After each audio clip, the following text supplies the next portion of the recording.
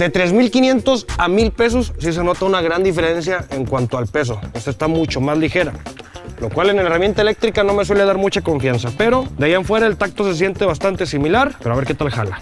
Igual la vamos a estar usando en modo taladro y al nivel máximo. Nivel 1 para el taladro de 1,000 pesos.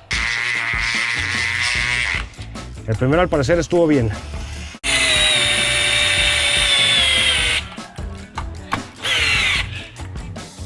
Bien. Bien, bien, muy bien. Nivel 3.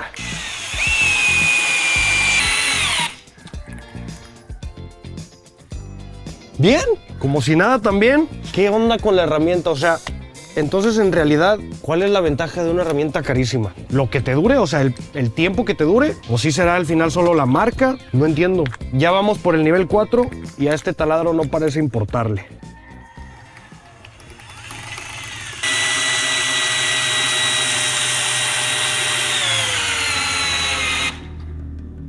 Se paró.